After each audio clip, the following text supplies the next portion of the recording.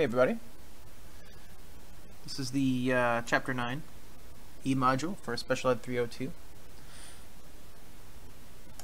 So for these next three, I'm going to have them all posted onto my YouTube channel. I'm going to put a link on Blackboard. You can take a look at them. These three chapters are going to cover basically the final exam. For the final exam, I recommend taking a look at these videos and then, just reading and looking at the PowerPoints, and it should be fine. And we'll also go over what's going to be on the test in class week 16. So without further ado, we can just jump right into the PowerPoint. I'd like to be as direct and brief as possible while still covering all the material. So in Chapter 9, Master Peer is talking about how do we promote inclusion with classroom peers for students with disabilities. So we've talked about in the different disability categories that the idea of social interaction, the idea of understanding proper behavior, social cueing, initiating conversation can be a challenge for various students with disabilities. More physical disabilities, the ability to either physically see, someone to interact, to be able to hear, to communicate. Also for students, let's say with Asperger's or autism, it could lack the social cues or the social context of proper conversation or communication initiation. As well as the proclivity to go towards one's fixations or obsessions rather than appropriate or on-topic conversation pieces. Long story short, there are several things across several disability categories that can hinder a child's ability to be fully included in the classroom environment, socially as well as academically. So I'll talk about a few things that we can do to try and improve that here in Chapter 9. First things first is this idea of social acceptance, and we talked about this with a couple of our videos. As a matter of fact, the group, we had a group that had a student, and I forget what exactly group it is, but students, they're asking questions and what about this, what about this? It's like, that's just me, it's just normal. Now, especially with students that may have some communication issues, with some behavioral issues, that can come with a byproduct of frustration for other classmates that may try to interact but maybe not understand or have the awareness or the context of the disability. So they may try to reach out and get a negative response, and that may leave a student, especially a younger student, with a relatively negative idea or concept of, number one, disability, and number two, that particular student, which that's going to last, as long as those students are together in class, and provided that people don't move or, everybody stays in the same school. By and large, people are in the same classes with everybody else from first grade all the way through high school. So, that's something that's long lasting, and we as teachers, especially elementary teachers, we can go a long way to trying to formulate good attitudes and more healthy alternatives and more positive based alternatives on how to reach out and support and promote acceptance in the general education classroom, where a large amount of these kiddos are going to be spending all their day.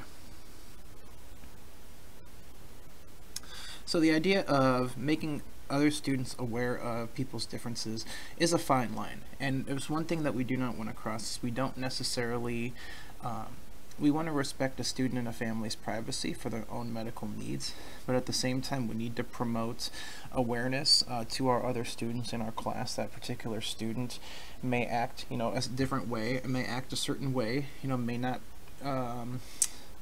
perform or execute the types of what we would consider normal or typical social skills or behaviors that the other 90% plus of the class may be exhibiting. And I think that's an important awareness technique, to understand that there are people that do struggle with specific things, and it doesn't have to be a personal, you don't have to overly personalize it, but just the whole general idea that yes, there are going to be students that are going to struggle with specific things, mainly A, B, C, and you can list off specific things depending on the problems that your class is facing. And you can get the students involved in ownership with them. It's like, how can you help a student with ABC problem? or what can we do to help make a person feel included, that, or how can we make a person calm down that may be feeling a little bit angry? How can we cheer someone up who's feeling sad? How can we initiate a conversation or initiate play or initiate group work with a student who may be relatively socially withdrawn or isolated because of one reason or another? Get the students involved in this, because when we start getting students thinking about how can we accommodate, how can we change how we're acting to better include a broader variety of people. I mean, aside from being the specific benefits to that specific student in that specific class, we're developing a mindset that's going to carry with those particular students.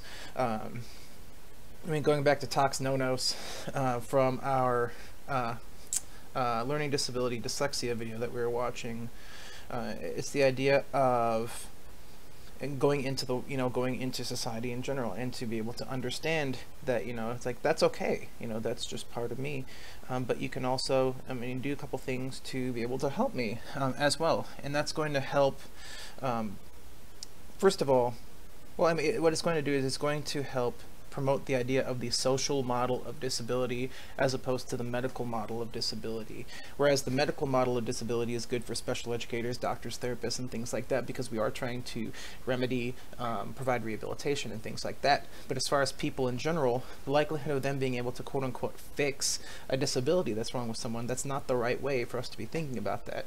We need to be thinking about it in the social model of disability, whereas this is just a part of who this person is, and there's some general things that, first of all, there's some general things that we need to feel as far as empathizing, with people with different, who are different than us. And secondly, here's some specific things that we can do to help bridge, those gaps or those barriers. So first of all, the idea of peer assistance or peer buddy programs. We're going to talk about this quite a bit.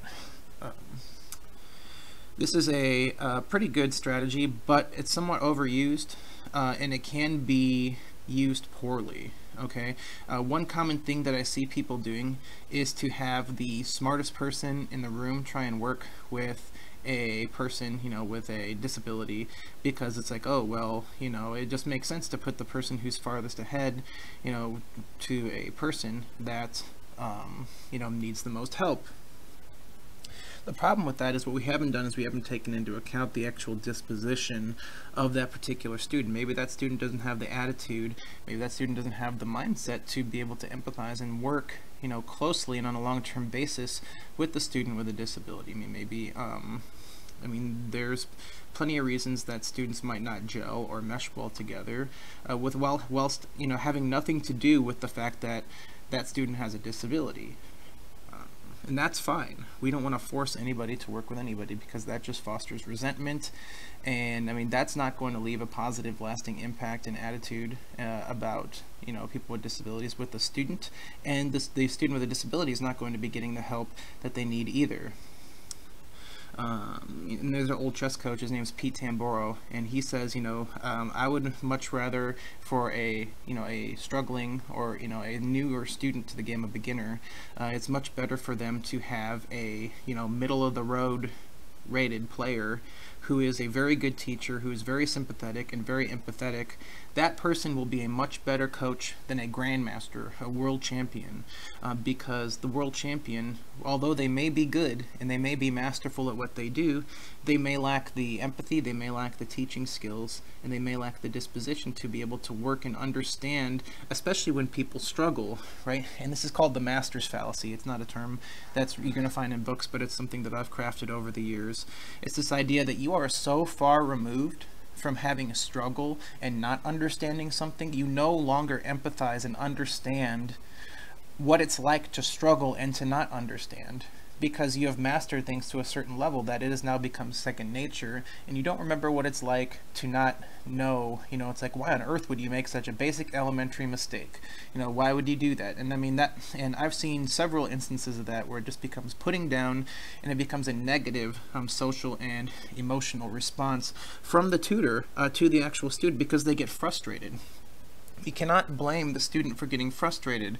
We need to blame ourselves, because what we haven't done is we haven't judged the student that we're pairing with the student with the disability to see if they have the disposition, the empathy skills, and the attitude to be able to provide the needed supports, the student with a disability needs to be successful.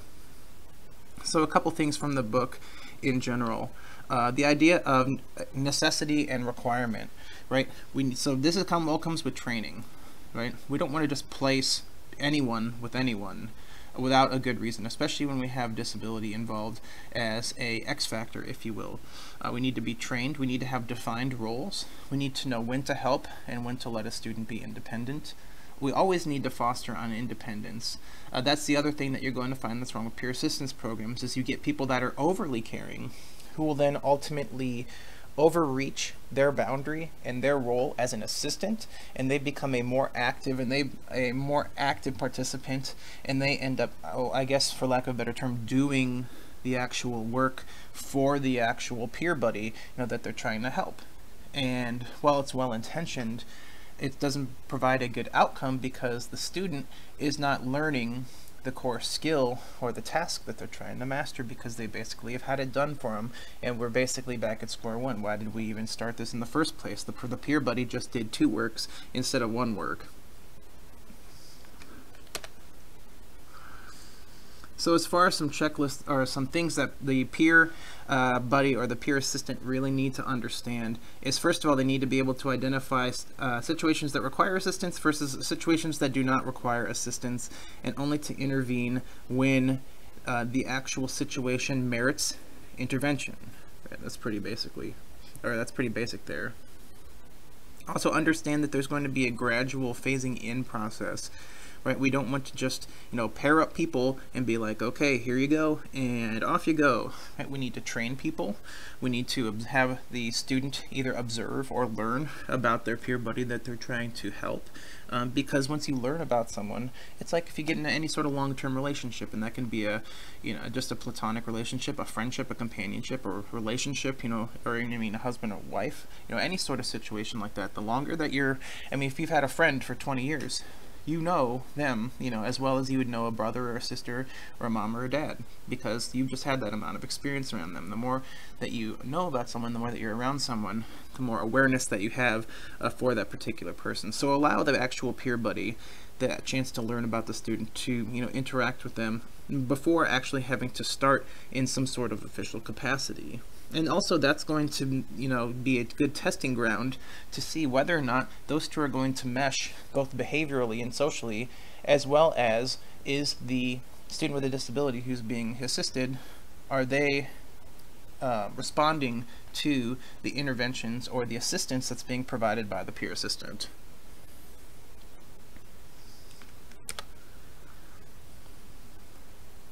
So when we're talking about with autism, and especially with physical disabilities, the idea of initiating conversation can be a major problem. Either the inability to physically see the cue of starting a conversation, usually eye contact, or the inability to communicate in the scope of deafness, or potentially the social context skills of someone with autism or Asperger's or something like that. There can be several things that are barriers to the actual initiation of social interaction. So we can do quite a bit, and one of the things that we can train the peer buddies on is how can we help assist and model initiation communication with their particular classmate.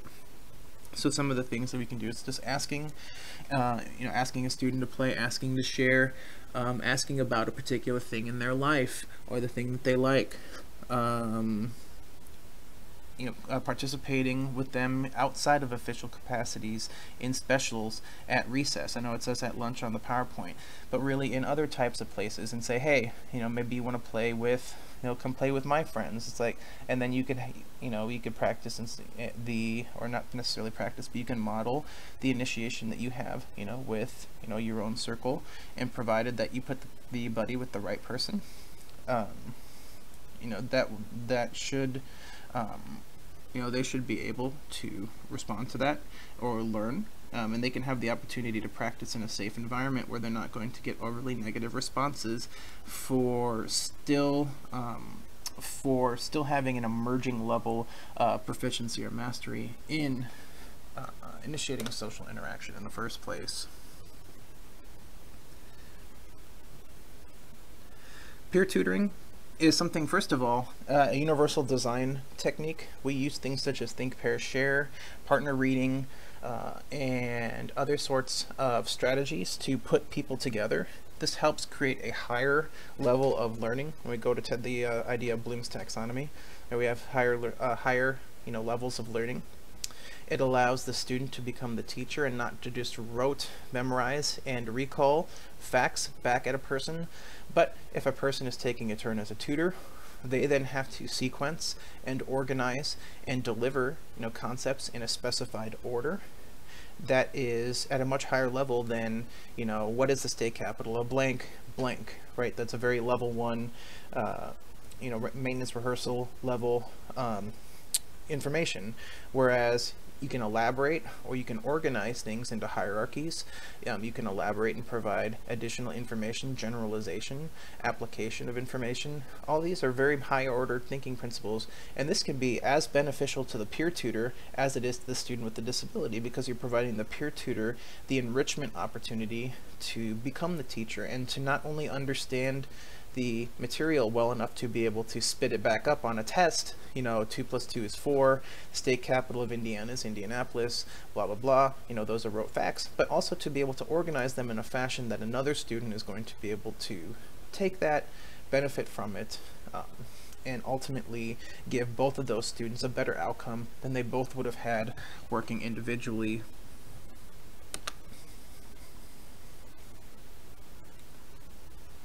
So, one of the things that a lot of teachers miss out on is the idea that we have to do a lot of work and a lot of legwork to make peer tutoring and peer assistance happen. We're just not going to throw people into a group or throw people in partners and say, okay, go do your thing, especially when kids are little kids, because they might not have the type of skills to be able to develop those sorts of things on their own, while still including students with disabilities to a maximum extent that is possible under this particular model.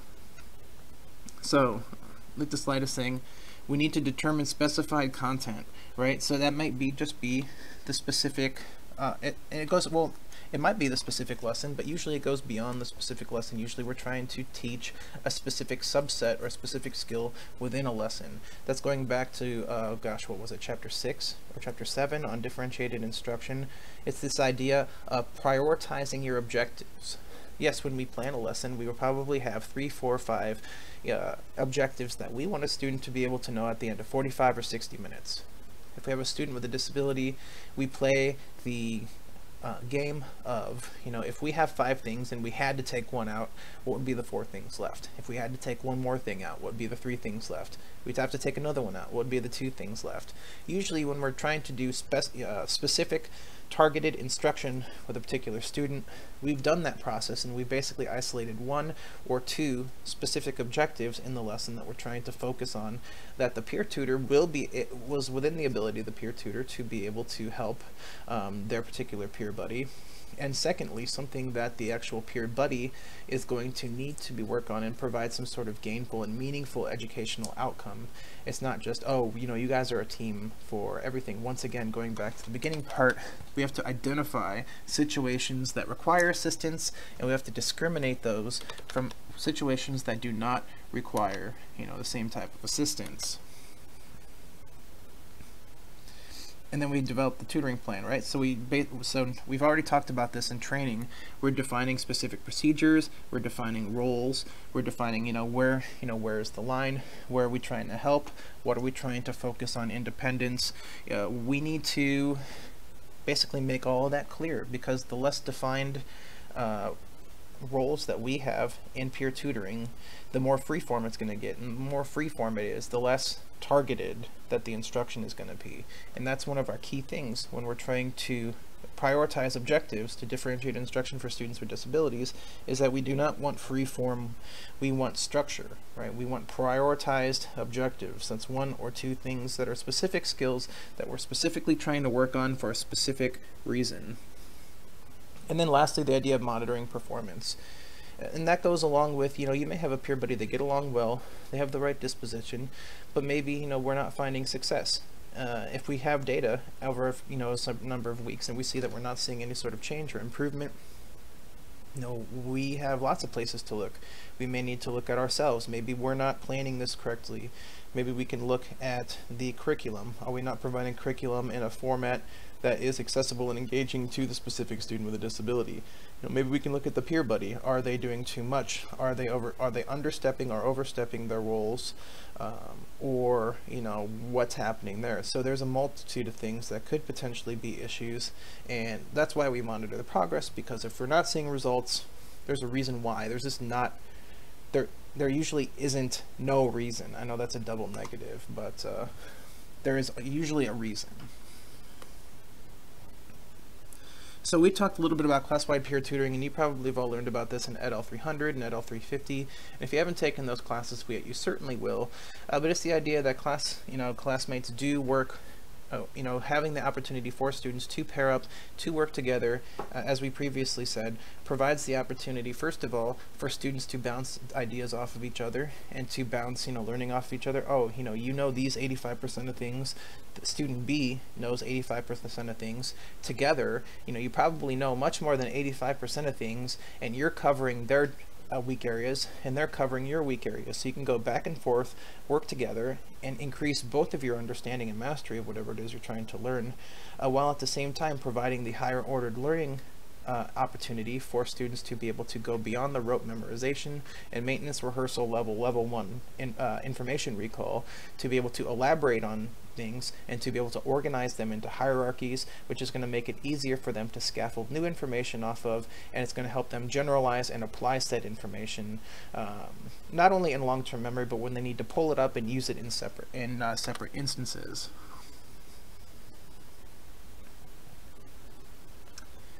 So as far as implementation for class-wide peer tutoring, once again, you guys have probably gotten this quite a bit in a lot of your LED method classes, so we'll just touch on this relatively quickly. But reviewing from the idea of universal design, that we need to use a variety of materials, beyond just reading materials. We need to use, if we can, we need to have outlets for people who may be more hands-on, people that may be more auditory, people that may be more visual learners. Also, the idea of defined time. That's another big thing in peer tutoring, is that sometimes you may have someone who is a hog, and you see this in class conversation all the time. I call class conversation the inverted bell curve, and if you think about the bell curve, the hump's in the middle.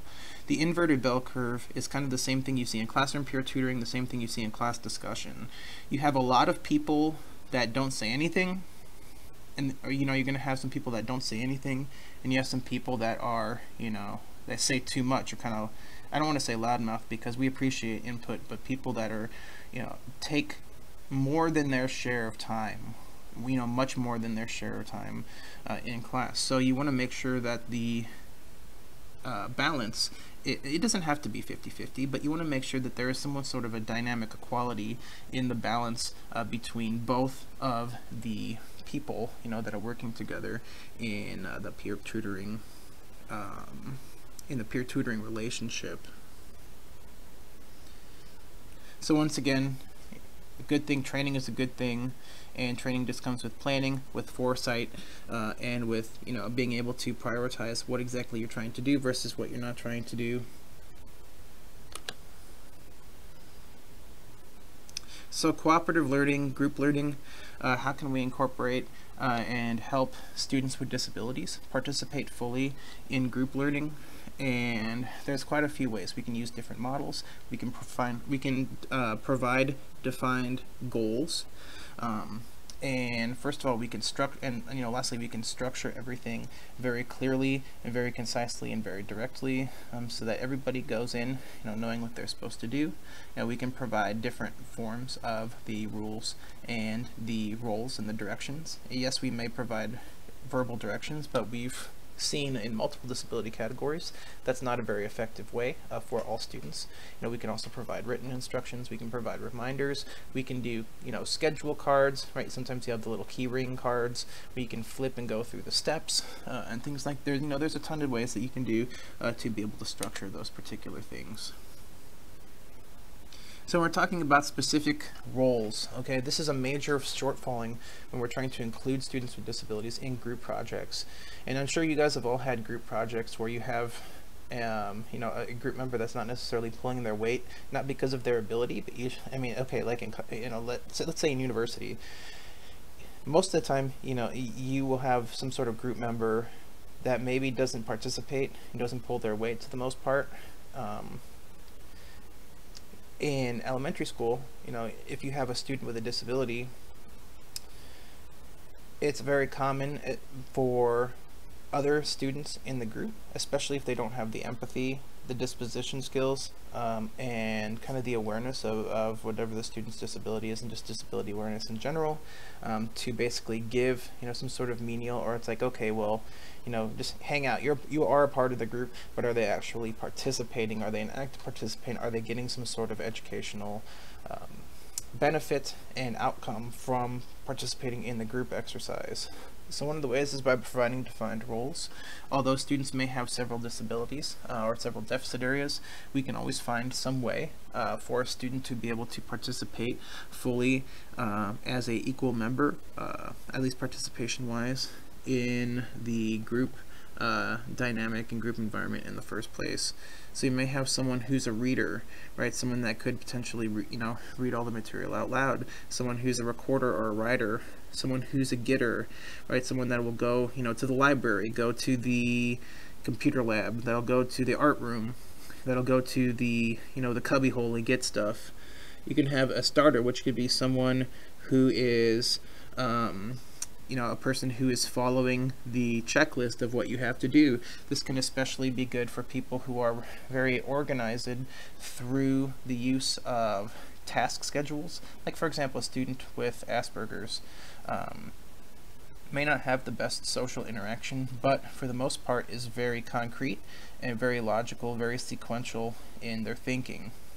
So you could that would be an excellent opportunity for them, because, okay, if you have a list and you have to do step 1, step 2, step 3, step 4, step 5, their inherent strength in organization, or not necessarily in organization, but in their inherent gravitation towards structure and routine can help them be an excellent starter, because it's like, okay, I know that this comes first and this comes next and this comes next. I'm very comfortable with that, and I'm very okay with communicating that to the rest of the group.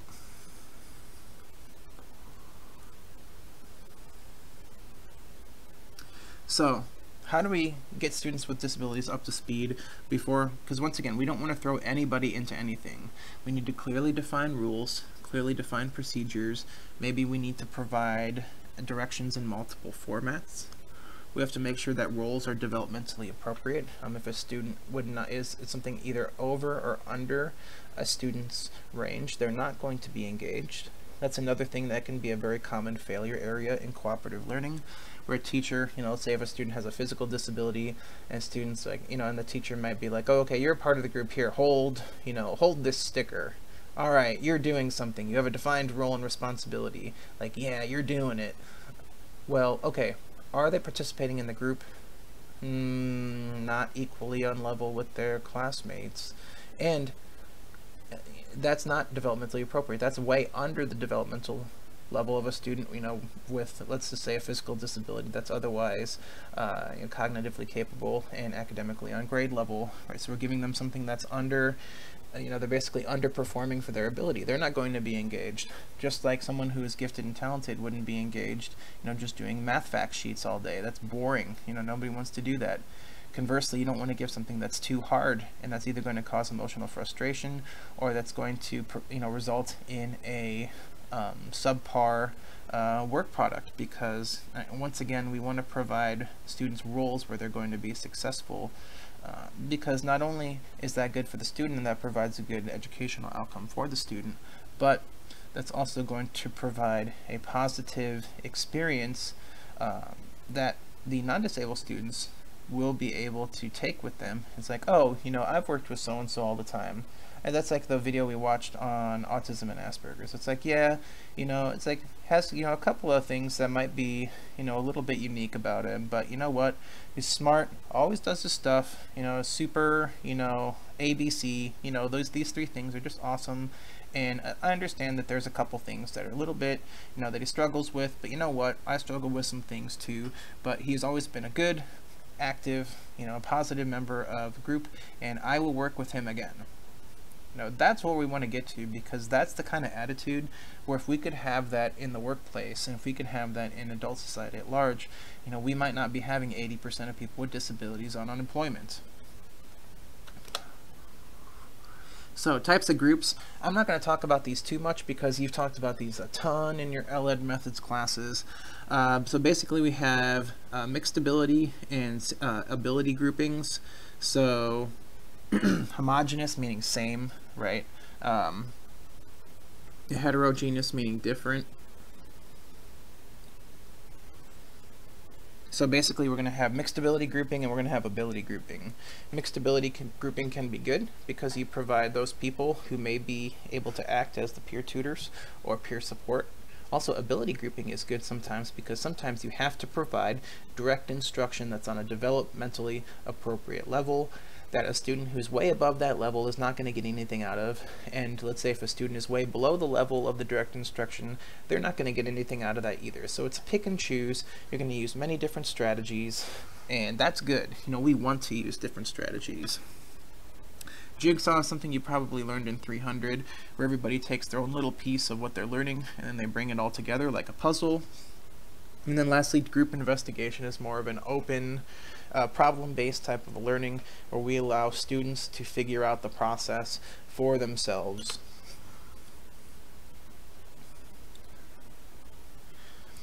Okay. And lastly, the idea of peer mediation strategy is one of the things that peer buddies can do. We've talked a lot about academic uses for peer buddies, but also for social and behavioral. Sometimes people aren't going to always get along. Sometimes there's going to be disagreements. It could be, even fights, like on the playground if you're playing, a heated game of football or whatever, at recess. There could be so-and-so pushed me, cheated, blah, blah, blah. There's lots of reasons why kids fight, and kids, fight and disagree and argue all the time. That's not something we can avoid. It's just part of life. What we can do is we can help teach good mediation strategies so that they understand how to de-escalate things and how, to avoid either having some sort of physical escalation or avoid some sort of emotional breakdown or emotional degradation of well-being in general. And then also, providing those modeling skills is going to help, once again, provide that sense of belonging and acceptance to a student with a disability, because they understand, right, if yes, everybody's going to get upset, but, and everybody's, nobody's going to be like, oh, never have feelings, we're not robots, nobody's asking you to do that. But if you have a student who's constantly aggressive, who's constantly having some sort of extreme behavior, once again, that's going to, what sort of impact is that going to have on the non-disabled peers as far as their particular attitudes or dispositions towards people with disabilities? Yes, you can teach all the awareness in the world, but experiences are experiences, and experiences are way more powerful than any kind of secondhand message that we can ever teach or, tell or preach to somebody. Because it's like, well, that didn't happen to me. My own personal experience outweighs, some anecdote that someone's trying to tell me. That's just cognitive psychology, right, and nothing else. So what can we do? Jointly define the conflict, right? What's specifically wrong? Maybe if people think that there might be two things that are wrong, maybe people think that they're mad about one thing, but it could be a specific other thing, right?